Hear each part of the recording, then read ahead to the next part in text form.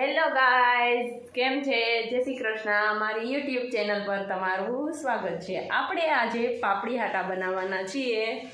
તો પાપડી હાટા છે એ બહુ મસ્ત બને છે. એકવાર તમે બનાવીને ટ્રાય મારી જોજો, કારણ કે આપણે અત્યાર સુધી તો દુકાને ખાધા હશે, પણ હવે ઘરે એકવાર પાપડી સાટા બનાવીને જોજો, કેટલા મસ્ત ટેસ્ટી લાગશે. તમે જોજો. ચાલો આપણે હવે આ પાપડી હાટા બનાવવાનું સ્ટાર્ટ કરશું.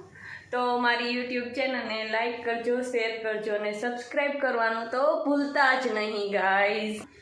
તો હાટા બનાવવા માટે મેં મેંદો લીધો છે. હવે એમાં હું નાખીશ ઈનો, જેના લીધે ઈનો નાખવાથી હાટા એકદમ સોફ્ટ થાય છે.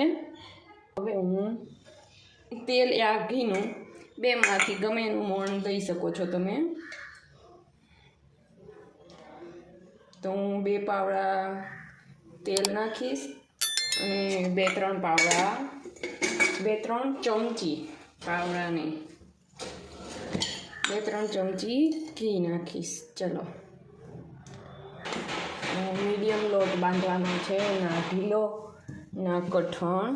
ચલો લોટ બાંધવાનું સ્ટાર્ટ કરીએ. પહેલાં મોણ દીધું છે તે આપણે જોઈએ કે કેવું મોણ થાય છે. મારા આવા જ વિડીયો જોવા માટે ગાઈઝ મારી યુટ્યુબ ચેનલને લાઈક કરજો, શેર કરજો અને કોમેન્ટ કરવાનું ના ભૂલતા. મોણ દીધું છે તો થોડોક લોટ આપણે આવી રીતે ચોળી લેશું, જેનાથી એક સરખું મોણ બધામાં થઈ જાય. ચલો હવે પાણી નાખ્યું છે. ધીમે ધીમે પાણી નાખતા જશું અને લોટ બાંધતા જશું,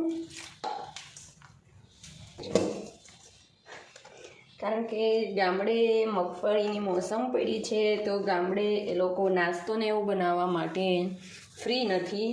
તો મને એવું થાય છે કે હું થોડુંક અહીંયાથી બનાવીને લઈ જાઉં થોડા. હવે આપણે લોટને થોડીક વાર ઢાંકીને મૂકી દઈશું, જેના લીધે મસ્ત થઈ જાય સોફ્ટ. ચલો ગાઈઝ, આપણે આને વણી લેશું નાના નાના લુવા કરીને.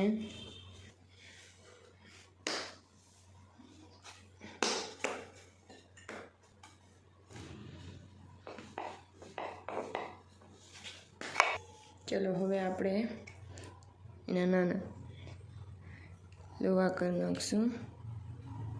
ચલો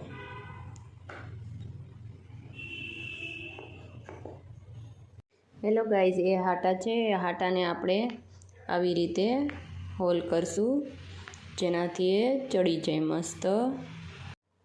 જો થઈ ગયા રેડી. ચલો આપણે તળવા માટે તેલમાં નાખશું. તેલ ધીમા ગેસે રાખ્યું છે અને હાટાને પણ ધીમા ગેસે જ ચોળવવાના છે. ચલો એ ધીમા ગેસે ચડશે ત્યાં આપણે બીજે બનાવી નાખીએ બીજા હાટા. ચલો આપણા હાટા બ્રાઉન કલરના થઈ ગયા છે. હવે આપણે એને ઉતારી લેશું, પછી આપણે એને ચાસણી લેશું ને ચાસણીમાં નાખશું. ચલો હેલો ગાઈઝ, આપણે થોડુંક પાણી નાખશું. ચાસણી આપણે છે ને બહુ હાર્ડ નથી લેવાની. ચલો આપણે ચાસણી થાય છે રેડી.